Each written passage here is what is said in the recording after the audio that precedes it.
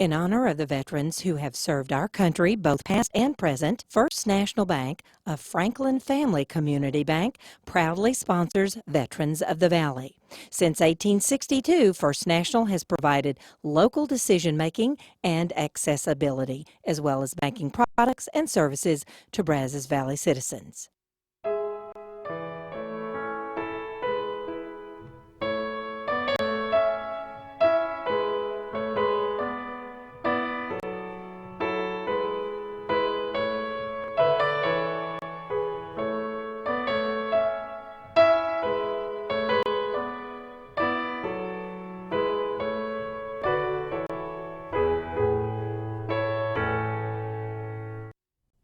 Thanks for joining us on another edition of Veterans of the Valley.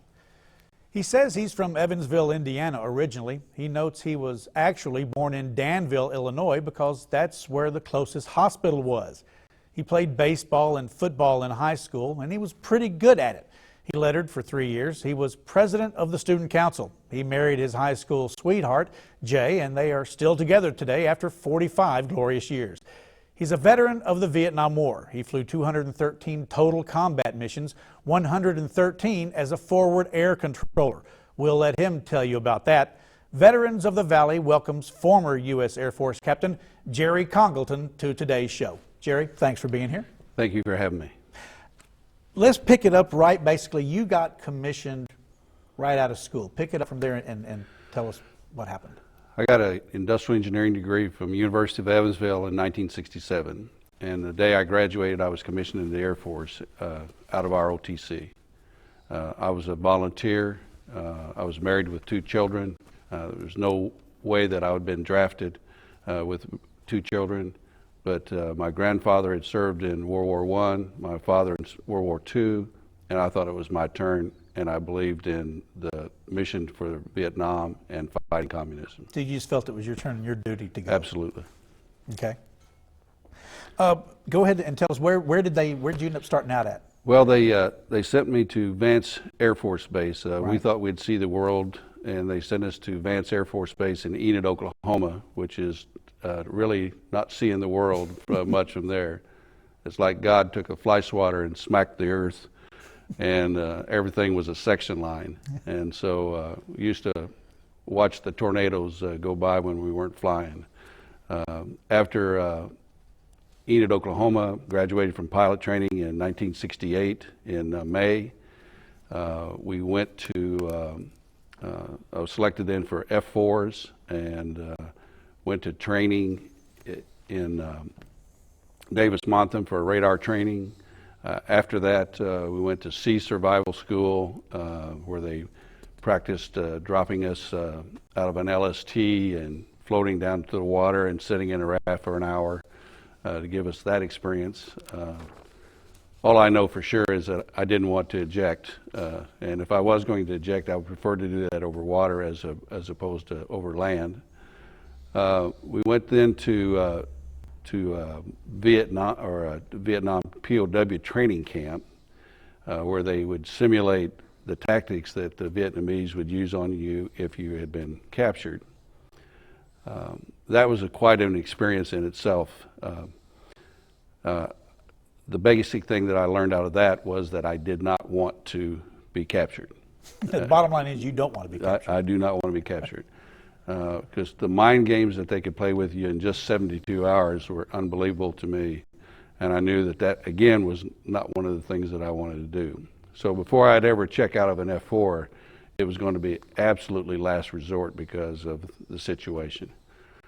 They also offered me at that time an opportunity to go to winter survival. And I didn't think that really made any sense for me to go winter survival. But they gave us an alternative, which was to learn a special code that in case we did get shot down, we could write messages within our messages if the Red Cross was allowed to give any letters to our family. So I elected to do that, and which I don't remember how to do anymore anyway, so it really wouldn't have been much value. Following that, I went to the Philippines and went through jungle survival. I remember as a young person, I'll be 25 years old. they were telling us as we got off the airplane there and gave us a briefing about Viet at Clark Air Force Base, and these are all the places that you shouldn't go because it would be dangerous, and we were writing them down as fast as we possibly could so that we could go. And we thanked them then for telling us all about these places, because when you're in that mode of going to war and you don't really know what it's all about, you're trying to live life to its fullest. Right. And so you don't want to leave anything out. You pretty much feel indestructible at that point, more or less. Exactly. Or you do feel destructible and you want to make sure you live life before you lose your life, possibly. We went to jungle survival, and in the jungle survival training, that was an interesting process in itself. The Negrito natives, there's 5,000 of them. They're pygmies. They live up in the mountains in the northern Philippines. Still use blowguns, still use bow and arrow. The tallest male would be about the size of my 12-year-old son. They have two things in their organization. They have a king and they have an executioner. So it's an interesting organization for running the 5,000 Negrito natives there. Loincloths, the whole bit. Again, having to camp out in the jungle at night, using your tent and how you could get up off the ground, and that the fact that the jungle comes alive at night and you have snakes and rats and all kinds of animals scurrying along the ground and in the trees, etc. Again, it reinforced to me another reason for not ejecting. That was the biggest thing I learned out of sea survival, POW training camp, jungle survival was I was going to stay with the airplane unless it was the last resort. They were going to make it bad enough for you where you're going to stay with that aircraft and get it back or someplace a lot safer. Exactly. And I think that's part of the training that they want you to have is don't get out of the airplane unless it's an absolute necessity. Right. And from there I went to getting ready to get on a C-130 and go over to Da Nang, and they pulled me out of my group of fellow pilots and said, we want you to go to Ubon, Thailand. I didn't even know where Ubon, Thailand was, but in the military, when they tell you to do something, you just get on another airplane and you go. And so, for the viewers, Ubon is what, northeast part of Thailand, upper part of Thailand? It's north central? North central on the Mekong River, not very far from the Mekong River, probably only about 22 miles away. It sits in the middle part of Laos as the eastern border. And so most of the war I did fight was in Laos, which was a neutral country, and nobody knew we were fighting there. But there was a hell of a war that went on in Laos, because that's where the trucks and the supplies came down from North Vietnam. They were pretty much blocked at the DMZ from North and South Vietnam, so they would go in through Laos and the My Gia Pass and Bang Karai Pass, and then down through hundreds and hundreds of trails into South Vietnam and to Cambodia, and then from Cambodia into South Vietnam. So they would just do kind of a swing in to get back into the Exactly. countries. The Navy had them blocked on the Gulf side, on the ocean side, and so our job was to take them out on the Laotian side. Right. And so got there, went into the 25th Tech Fighter Squadron, and our primary mission there was to drop electronic trees during the daytime. An electronic tree was just a camouflage, like a rocket that you would drop off your airplane, and it would go down and stick in the ground and bury itself except for the antenna next to a known trail. How big was this thing? Like a yardstick or? Yes, about a yardstick. Okay. That's a good guess. And the thing would stick in the ground, and they were also booby traps. So if they did want to go mess with it, it probably wasn't a good idea on their part. But we'd put that like 100 meters or less off of the trail. And then at night, at Nakhon Phanom, NKP, they had a big theater set up with all the trails of through Laos coming out of Magia Pass and Bankarai Pass, and they'd have them up there, and if a trail was active because of the sensor of either heat or vibration of the truck going next to the road, or voices or whatever, it would let you know that that trail was active. You were dropping these weapons off of a Loran system that was plus or minus, I think it was 65 feet, so it was really very accurate. And so you would then offset back onto the trail, and you would go back at night, low level, and drop your weapons along the trail, hoping to hit a truck so that you get something lit up, so then they could come in with flares and take it out in a big time way. So the whole war over there from the 25th Squadron standpoint and from our standpoint was fighting with one hand tied behind your back. Right. And it was very frustrating from that standpoint, because there would be 300 trucks lined up on the North Vietnamese side of the border waiting to come across at night. We couldn't touch them during the daytime. When they come across the border at night, then we could have at them. And that's really not giving your military an opportunity to do what they could do, which was to make the enemy not have the ability to fight. Right. When you have a president and the defense, McNamara, if you have Johnson and McNamara, and President Johnson choosing targets in his bedroom at night, as opposed to your generals or colonels or lieutenant colonels or majors or whoever, you know that you don't have much of a chance to fight the war the way you need to fight the war to win. But we had some arrogance about us, and the arrogance was, well, even with one hand tied behind her back, we could still beat you. Right. And so we would send C-130s out at night with guns. We'd have our 25th Squadron there dropping weapons along the trails. We'd have the Night Owls dropping flares at Magia Pass and Bankarai Pass to catch trucks on the road under the flares.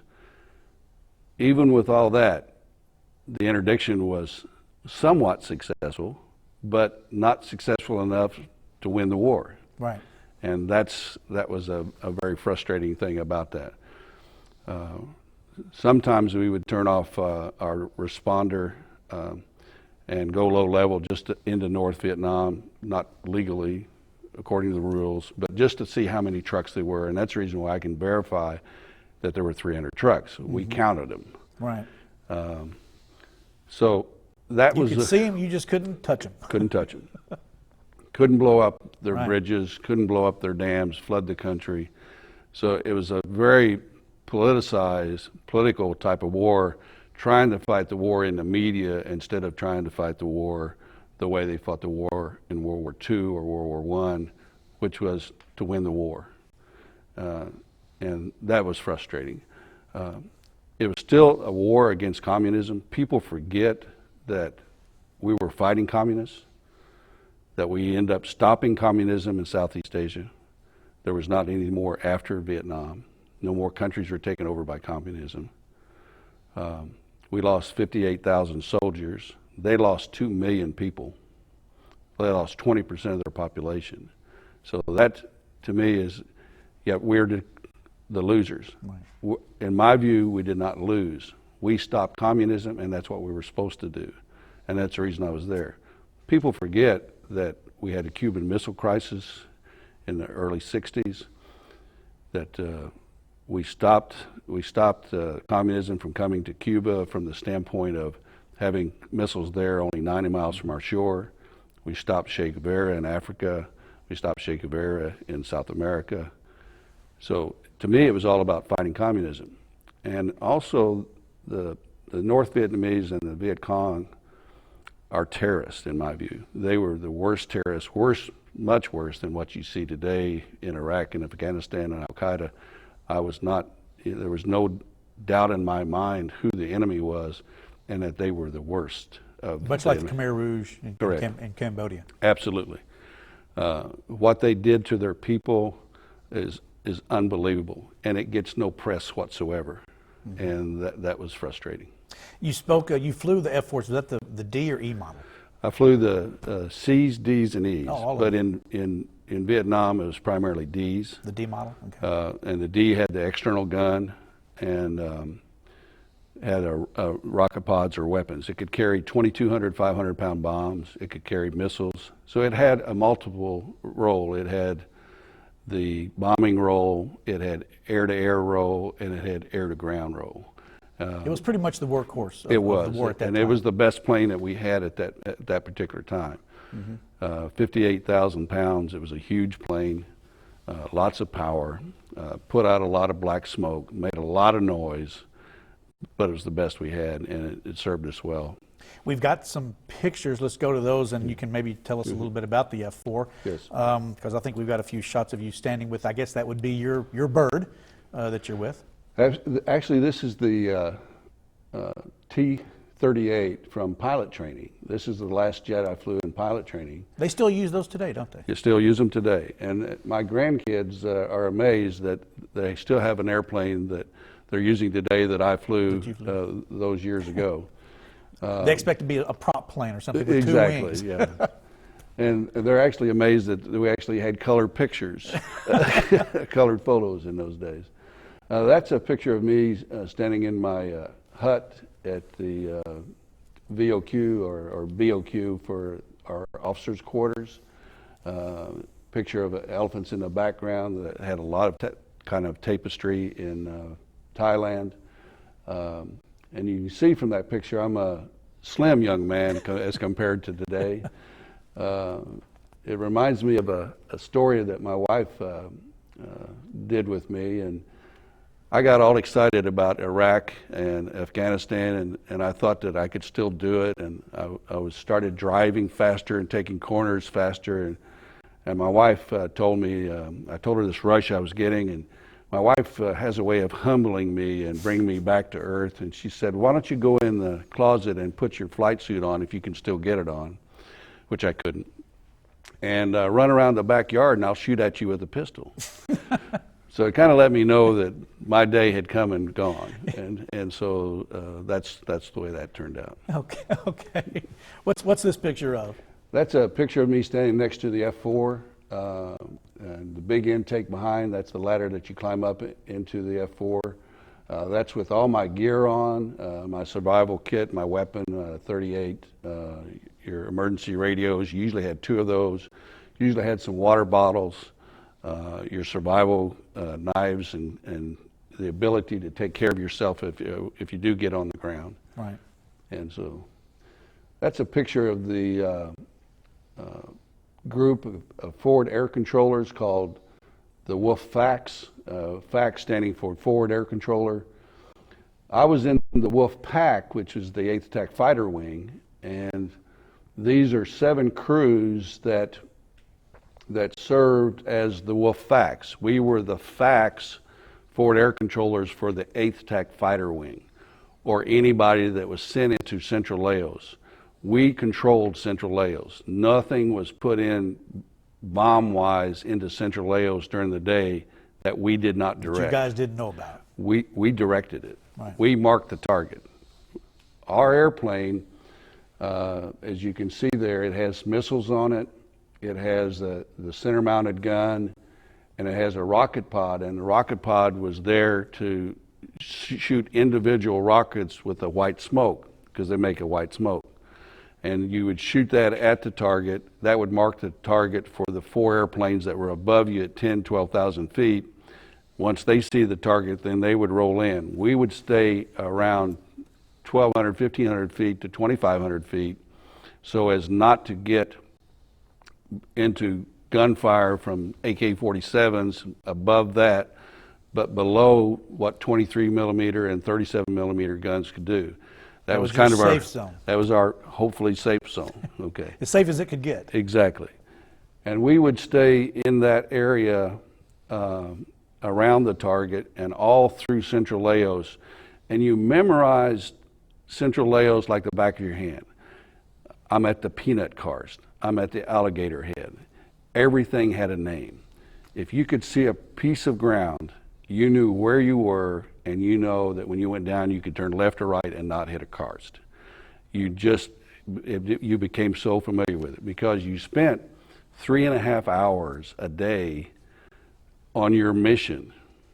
That 7 crews flew 3 to 4 missions a day.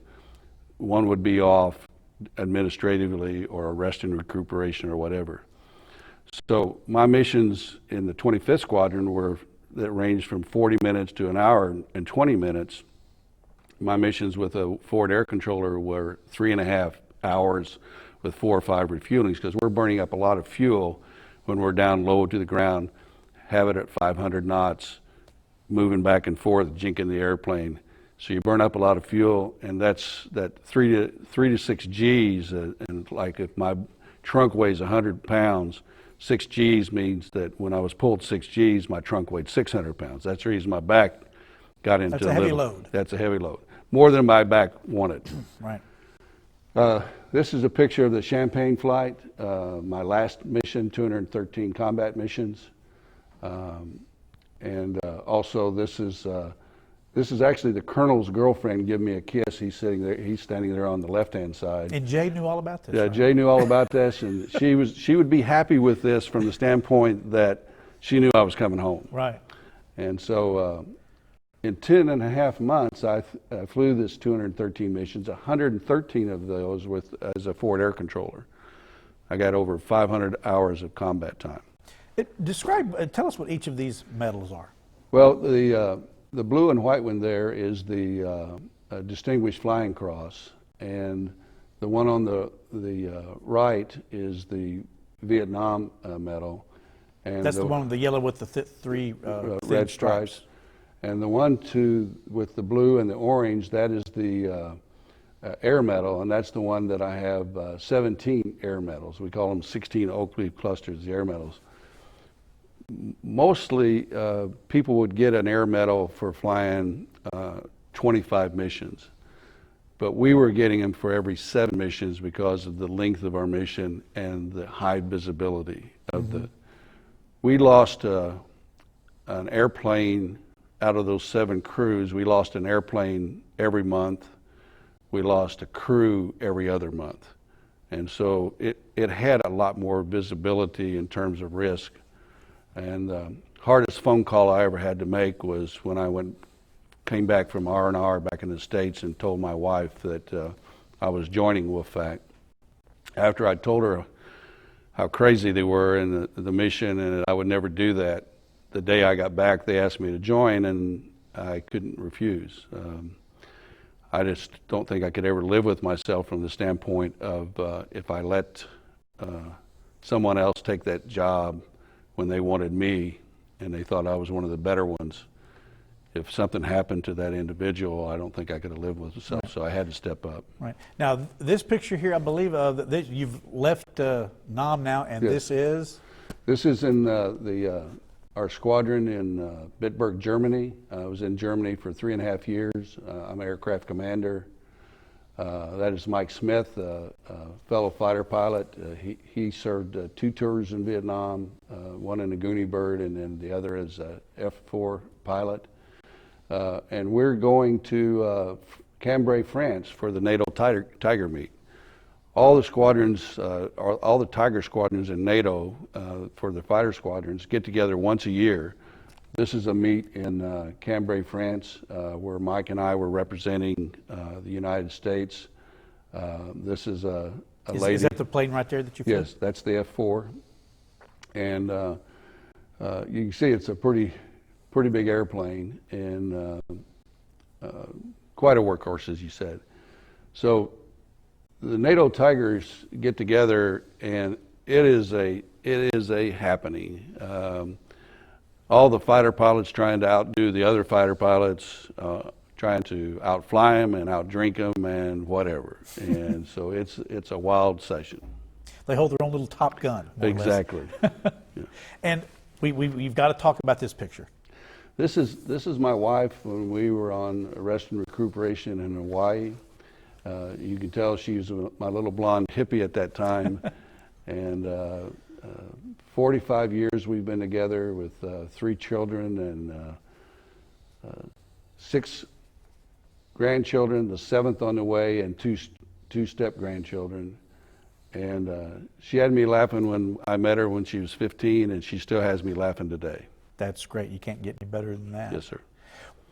What was the difference between flying, obviously, combat in Vietnam, and we just have a couple of minutes left, but then you went to Germany. Yes. So it had to be a big, as far as a psychological thing of going from that kind of environment to the flying in Germany for the European area. When I first arrived there, I reported to duty in my camouflage flight suit and my jungle flight boots, and the major personnel officer there told me that I needed to get into a green bag because I might scare the population. It was very difficult for me to be fighting communism in Vietnam and then go to Italy and be trained, and yet there'd be communists was a major party in Italy, and you see the hammer and sickle on banners. And I'm very fortunate I didn't get in trouble making that transition. Little bit of luck, I stayed out of trouble. All right, good. Anything else? We've just got maybe about 1 minute left. I just might want to describe one mission to you from the standpoint that would give you an idea of what we did. We had the 37 millimeter sight. It had 5 positions, brand new picture. Not often did you get a brand new picture because the jungle grew very quickly. We rolled in on it, put our mark in, asked the lead if they had it, no response, no response. And then he asked us, and when we went down, they were shooting above and below the wings with tracers. And I just, during the daytime, that was very unusual that you had them above and below the wings on both sides of the airplane. And so that gave me a pretty good pucker factor. And then second, we went down. He asked us to go down again because the navigator dropped the picture. Anyway, went back down again, same thing, dropped the weapon, 300 yards, all clean and gone. And that's basically what you got your distinguished flying cross. That's correct. Jerry, we're out of time. Thank you very much for being here today, and thank you for sharing your story with us. And thank you, Kyle, and thanks, Tom, and thanks for this program, KMU, because this is something that didn't happen to me 37 years ago. To get a chance to do this today is wonderful. And it's long overdue. You know, he's as strong as his convictions today as he was back in 1967 when he volunteered to go to Vietnam. He was the consummate Air Force pilot. He knew his job and he did it very well. So well, in fact, he was awarded the Distinguished Flying Cross and 17 Air Medals, as you heard. Veterans of the Valley salutes Jerry Congleton and all veterans of our armed forces. If you happen to see an individual in uniform around town, take just a minute to say thank you for what they do and the commitment they have made of their own free will to serve this country. For the entire KMUHD crew and Tom Turbyville, I'm Kyle Netterville. So long for now, until the next installment of Veterans of the Valley.